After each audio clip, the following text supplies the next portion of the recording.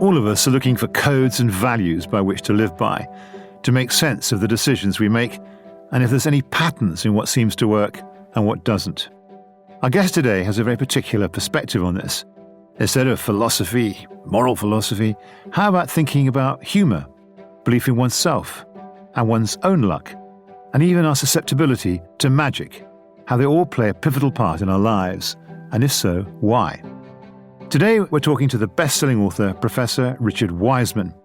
He's Professor of the Public Understanding of Psychology at the University of Hertfordshire, and one of the world's leading experts on why some people seem to attract opportunity while others seem to miss it. An early focus on how belief in luck can become self-fulfilling was succeeded by exploring the importance of humour as a social and psychological unblocker to recent academic research examining the impact of magic, not just on those watching it, but those practicing it. He's investigated the harms and benefits of pop psychology and examined the links between paranormal belief and psychology. He demonstrates that relatively small shifts in mindset and behaviour can transform what we think is possible, so unpacking a whole new realm of purpose and connecting with others.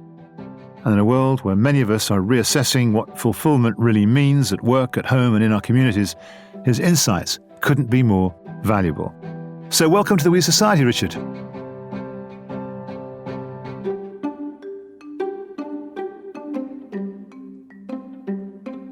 Pleasure to be here. Thank you. What introduction. I mean, magic, paranormal, humour, luck, and what it means for us making sense of ourselves. A professor of the impact of psychology. This is an amazing suite of interests. There's a lot of stuff there. I apologise for that in advance. No, don't apologise. You're here because we think it's fascinating. I wish I had just one thing. I don't have lots of things. So, yes, happy to talk about any of them. Well, let's start with the magic. I mean, how did that... This is a lifelong interest, isn't it? I mean, you began... Oh, yeah. Like most magicians, I started young. So I think when I was about 8 years old, I'd go and see my grandfather. And he wasn't a magician, but he performed one amazing trick where he'd get me to put my initials on a coin, it would disappear, and then reappear in a box on the other side of the room. And I pestered him. I wanted to know how this was done. And like any good magician, he wouldn't tell me. And then eventually he said, the answer is in a book, and the book is in the local library. And I hated reading. I'm not a fan of reading. I don't find it at all easy. But I went along to the library, read every book I could about magic, eventually found the secret to the coin trick, went back to him. He said, "You're absolutely right." And he gave me the secret something that allows that trick to happen. And it still sits in my sort of So drawer. what is the secret something? I can't tell you. I swore to my grandfather I would not ever pass on that secret something. Secret something is the reason why magicians hold on to their secrets. We can get into that bit later on. But he gave me that secret something. It sits in my drawer, my office drawer. It's the most valuable object that I have in my entire house, because it was the thing that kind of led me into the world of magic. So I was convinced, if you'd spoken to me when I was 14, 15, I was doing endless shows, often kids' shows. I was convinced I wanted to be a professional magician. And then two things happened. One was I read a book, which was How to Win Friends and Influence People, the Dale Carnegie book, which is fantastic. Amazing, amazing book. Pains me to say it as another self-help author, but it's absolutely brilliant. And that got me into psychology. And then I actually started working as a professional magician and decided it wasn't quite as much fun as I thought. So I did a degree in psychology at UCL and then up at Edinburgh University. So that's my kind of pathway through. And a professor of the impact of psychology. I mean, there are psychologists and there are social psychologists, but there's no one kind of carving out a kind of academic realm in which it's the kind of impact of all of this. Why that? Well, so this is why I love the Carnegie book. It gave you tips and hints and ideas that would make a real difference in your life quite quickly. And they're very simple ideas, great ideas. When I started to study psychology, I realised that was quite rare in psychology. So humanity is amazing. You know, we fall in love and we hate one another and we argue and we behave in curious ways. And a lot of psychology simply ignores all of that. And it's really quite dull and just looks at how many numbers we can remember or whatever it is that it's looking at. So I wanted to focus on the stuff that had the potential to make a real difference to people's lives, to make a real difference to society. And I decided it was the stuff the public was probably interested in. So that's the birth of that professorship. And, okay, so there you are. I mean, you begin this job in the early 1990s, and you're still there. I mean, you're still at the University of Hertfordshire. I'm still there, 30-something years at the University of Hertfordshire. I joined after my PhD, which would be 92, so a long time ago. And they've been very, very kind to me, very giving, and I've stuck with it, doing these different projects. So I don't have much of an attention span. I always say that, There's a whole kind of panoply of stuff here. Now, let's begin with luck. We make our own luck, don't we? Yeah, the luck stuff started off because I was interviewing people about paranormal stuff, actually. And some person, and this has happened to me several times in my career, somebody says something which changes everything for you. And it happened in this one interview where I was asking somebody if they were psychic or something like that. And they said, I'm not psychic. I'm just very lucky. And I thought, that's a really interesting idea. And I said, what do you mean? And they said, well, I'm always in the right place at the right time, or I go to a party, I bump into somebody, and this person changes my life, whatever it is. And I thought, you know what? Luck is central to our lives. You look back over pretty much every culture throughout history, there's been some sense of understanding luck and trying to enhance your own good fortune. And psychologists, right then, I mean, a long time ago now, hadn't really done very much work on that. And so I thought, I know, I'll give it a go. So I put all these adverts and articles in magazines and newspapers saying, if you're exceptionally lucky or unlucky, contact Richard Wiseman. We had about 1,000 people. They were our cohort of exceptionally lucky and unlucky people. And we looked at the psychological differences for about a decade between them.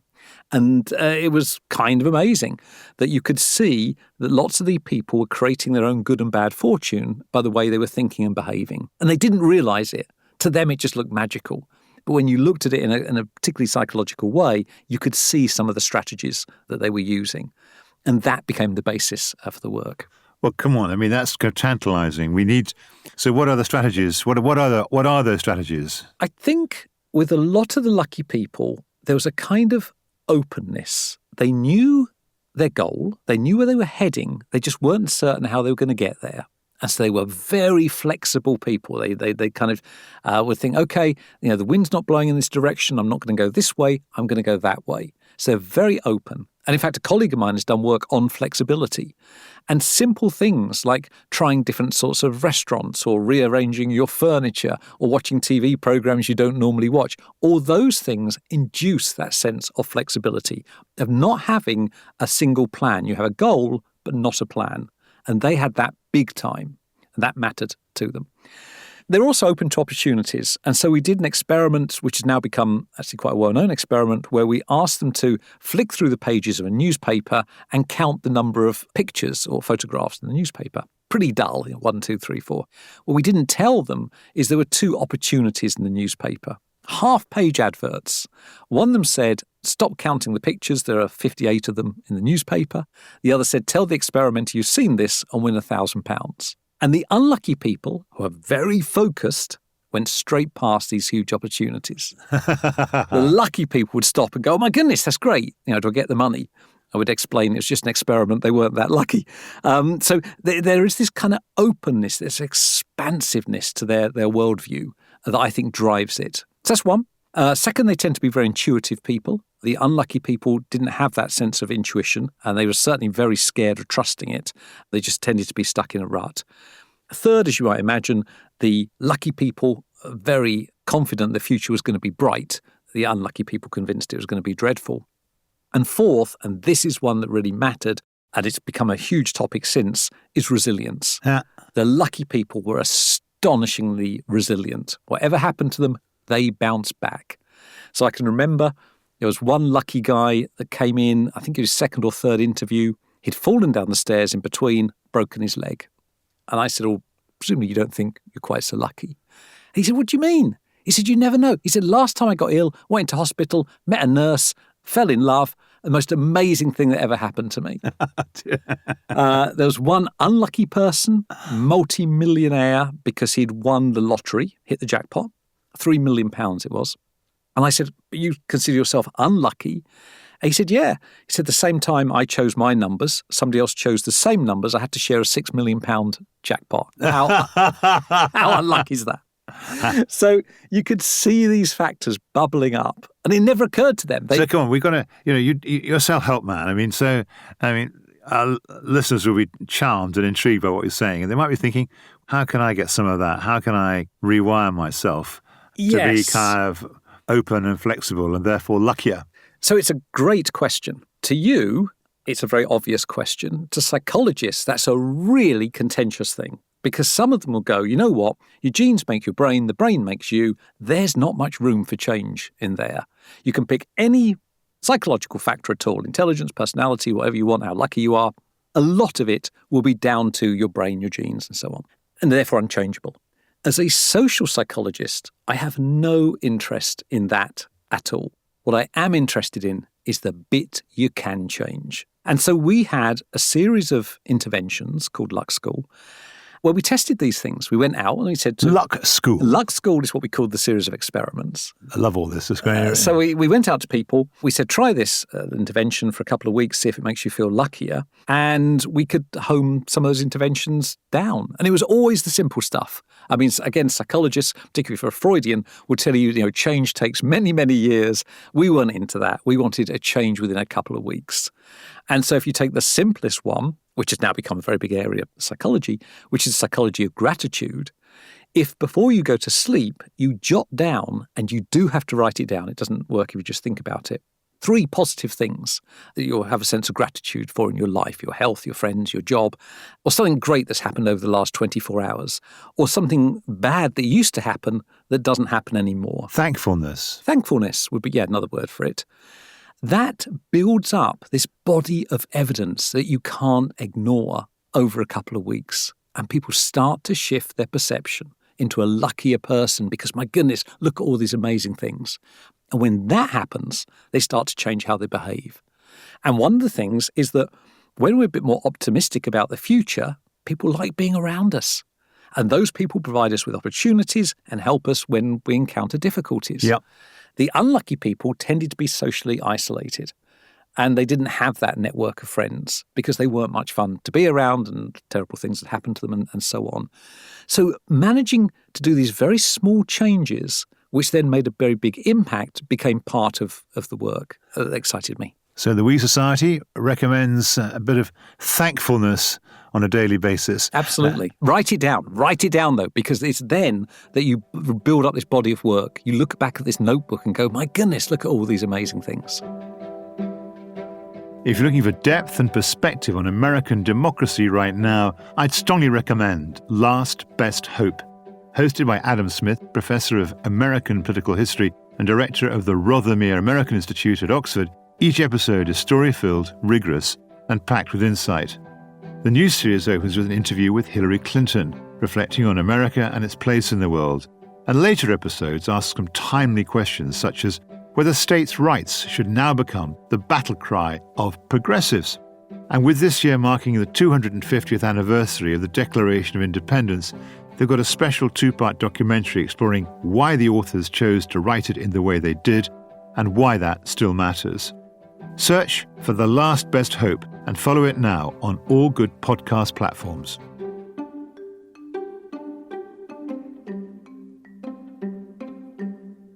Now let's move on. I mean, there was a period then in which that was a rich theme, and then you diverted into humour.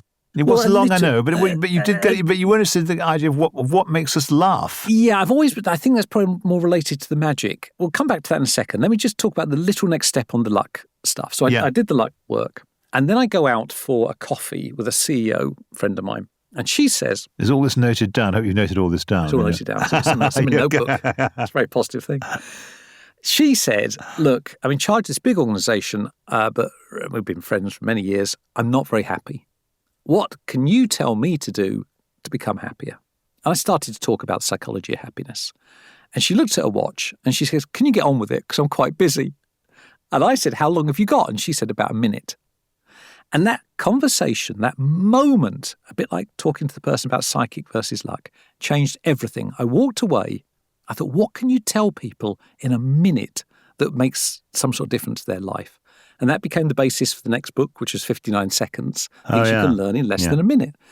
And again, I think we don't see these opportunities. Often we just kind of go through life. It had been really easy to just park that conversation, walked away and carried on working on whatever book I was working on. Instead of going, no, there was something there. Let's change direction because that's now interesting. And so that became 59 seconds, and which are all sort of things to do with motivation or persuasion you could learn quickly.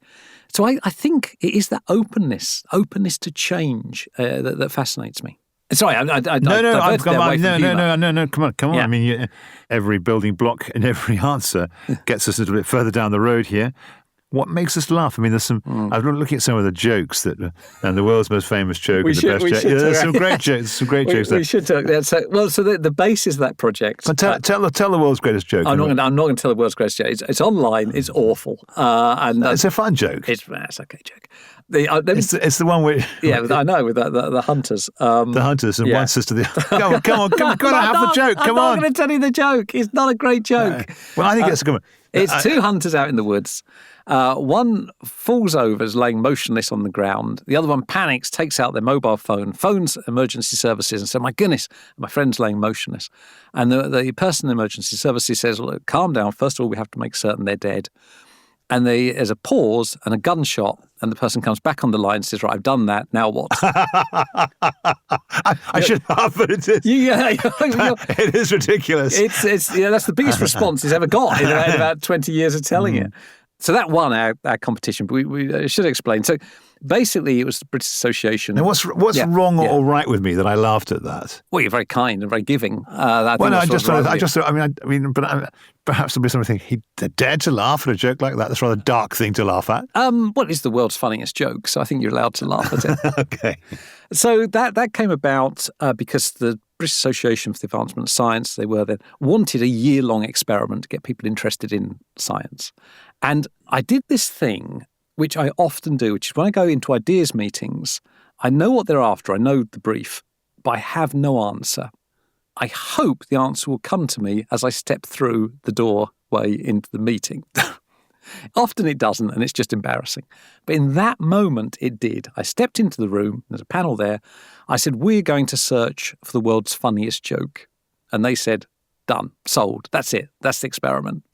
I had no idea how we're going to do it, what it would mean or anything. Went back to the team. So we're going to search the world's funniest joke. They went, great, what's that mean? I said, I've got no idea. And we eventually decided to collect information on the internet, which was a radical idea at that point. We designed a website where people could submit their favourite jokes and rate the jokes submitted by others. And we ran it for a year. And people sent in all their jokes. We found out very early on that some of those jokes were a little bit rude. Actually, a lot of them were filthy.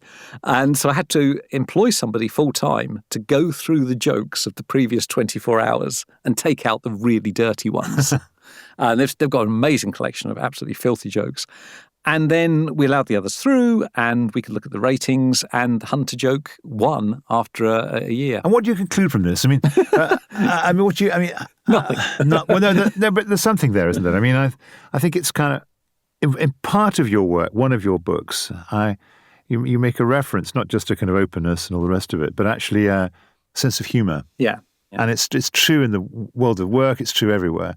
And we are drawn to them. And that, I suppose, makes them, because we're drawn to them, that's part of the network they create, and then they get luckier. And absolutely. I mean, humour has been referred to as the shortest distance between two people. It is a lovely idea if you can make somebody laugh. To me, it's the most lovely sound in the world as a magician when I'm performing, to make a few hundred people laugh. I care about that more than I care about, oh my goodness, that's an incredible trick. I like making people laugh. I really enjoy it. If I can find a joke, I look for it. Yes, it's great and it's warm and it's bonding people together, or the right sort of humour is bonding people together. Also, it's misdirection. It takes people's minds off of something while you're laughing at something else. And some of the time, we take topics which make us feel very stressed and anxious and worried, and we use jokes to reduce the worry about that. Well, as you're talking, I've got to ask you this. I've been struck recently, a sad Christmas Day night, but I found myself watching a whole series of Morecambe and Wise Christmas shows, and I thought how very, very funny they were. Yeah. And I thought, and there's a whole kind of generation of comedians and comedians, actually, but many comedians, who really kind of, Tommy Cooper, Max Bygraves, I mean, there's kind of endless Dick Emery, very, very funny. And it seems to have we're much less well endowed with public humour.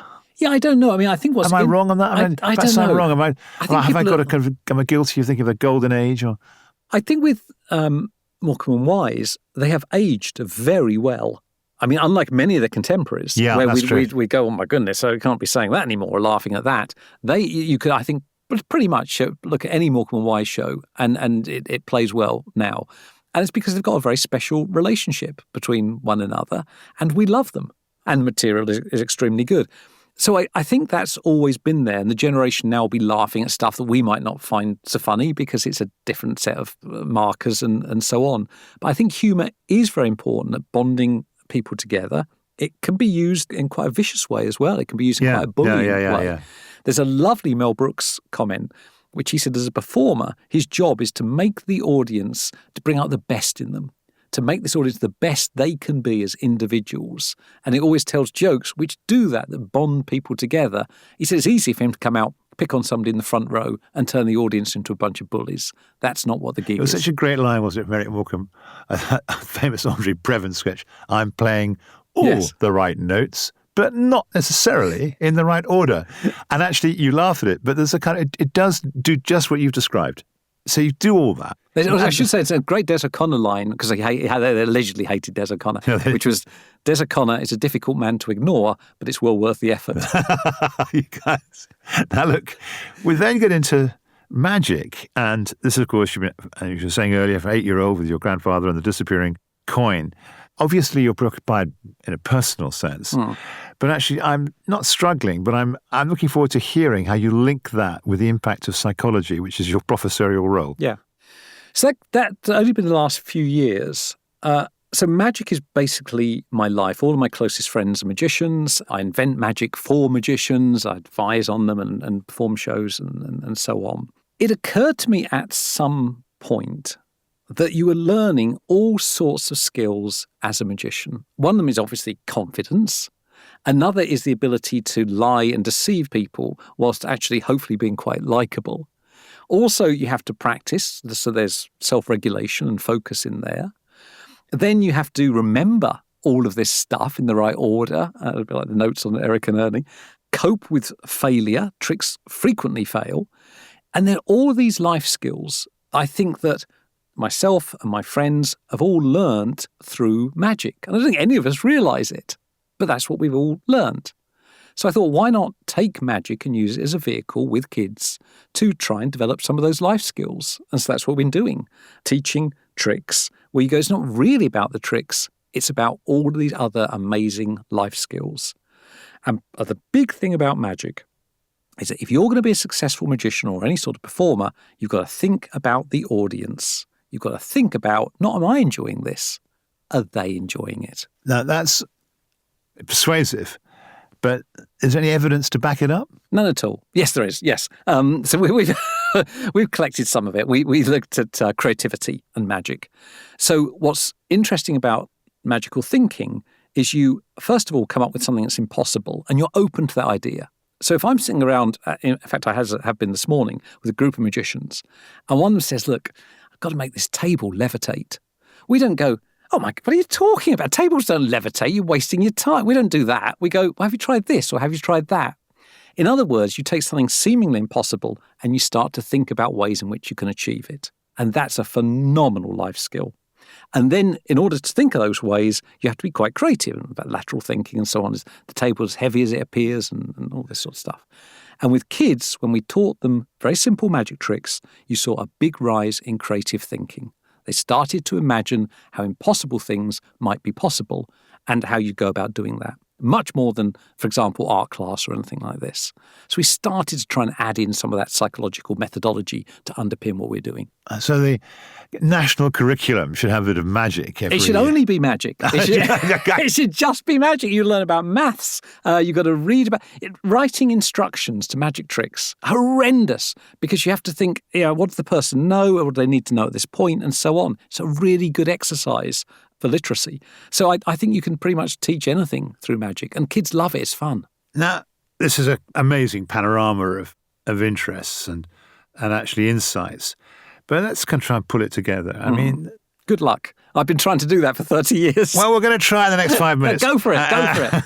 I mean, I'm often asked, or I sometimes volunteer the view, that actually what makes a person happy is actually, there's minimum requirements. Roof over your head, food in your stomach, that kind of person to love, health. But it's not fundamental. What's fundamental is acting on the world in some way, using the gifts, as Aristotle would have said, that the gods have given you to make the world incrementally better. Do you agree with that? I would... What would I say? What I say to younger people now when I talk to them is that they will have a passion. My passion, I found very early on in life, was magic. But they'll have some sort of passion, the thing that puts fire in their eyes, gets them up in the morning, gets them very excited about the world. If they figure out a way of earning a living involving that passion, they'll probably be on the route to happiness. Which is a kind of, so you would say passion and purpose are kind of interrelated in a way. I think the purpose, I would say, is always find a way of contributing to something which is bigger than yourself. Yep. So I'm going to go back to magic again because that's my thing. Magic has a huge literature like science, like law, medicine that stretches back. Every magician can make a contribution to the art form in one way or another. They can contribute because we are only the custodians for this generation. And the previous generation suffered to give us what we've got, and it's our job to pass it on to the next lot in a hopefully better and more interesting shape than we inherited it. And I think that, as a kind of way of looking at the world, is not a terrible way. People suffered so that we've got what we've got, and we pass it on, hopefully improved, to the next group of people. Yeah, absolutely. And that gives you that sense of purpose. And what about that group of social psychologists who've argued that the source of well-being is to live somewhere aesthetically beautiful and have ready access to nature, and that fills you with well-being? Yeah, it doesn't for me. Oh, great. It fills me with horror. First of all, a lot of people haven't got access to that. I think you can be creative and you can make those sorts of contributions anywhere. And that's what's so exciting about it. You don't need to be wandering through the woods to have a creative thought. I might have one, on the way to here today, or on the way back, or when I wake up tomorrow morning. And normally it is when I wake up. That's when I have most sort of creative ideas. Yeah, I find that, yeah. So I think your brain's been working away overnight, and you suddenly go, oh my goodness, why don't we just rearrange all the pieces? Now the picture's much more interesting. I don't need to be wandering through a forest. I rarely have good ideas wandering through a forest. I normally just get a little bit bored because I'm away from my books and I quite like them. Now, Richard, I've got to pull you. I want you to round this all off. I mean, if you had a sentence with which to kind of leave our listeners, kind of pulling all this together, and you're a self-help man. I mean, you like to help people live better. You've got a sentence or two for them, but to sign off on this We Society podcast. Come on. I would say that we're really good at habituating to whatever situation we find ourselves in. And that's both good and bad. So whatever is happening to you right now, it will change. If you're not in a great place, it'll get better. Believe me, things will change and it'll probably get better. Equally, if you're enjoying life, enjoy it now. Enjoy it. Live in the moment, because it'll probably get worse in the future. So either way, change will happen. What makes us the most interesting creatures in the entire universe is that we change. Life alters. It evolves over time, over our lifetimes. And that if you realize that when you're in a bad place, it's going to get better. If you're in a good place, enjoy it, because that's going to change as well. I think that's fundamental to what I've been doing. How interesting. My mother used to tell me, nothing's ever as good or as bad as you think it's going to be. Just keep steady. You're just going to weigh what you're saying. Yeah, I mean, the old adage, if you're going through hell, keep going. I think that's true. And that's what fascinates me about us. I'm not really interested, and so many psychologists are, in this idea that we don't change. Let's look at our genes, let's look at our brain. I'm not interested. I'm interested in giving people the tools that allow them to change in a positive way, to add purpose to their lives, to help other people, sometimes to help themselves, to help society, to build a better society. That's what psychology should be. It isn't when it's always like that, but when it's at its best, that is what psychology should be. Professor Richard Wiseman, thank you so much. A really interesting conversation. Thank you. Thank you. Thank you so much for listening.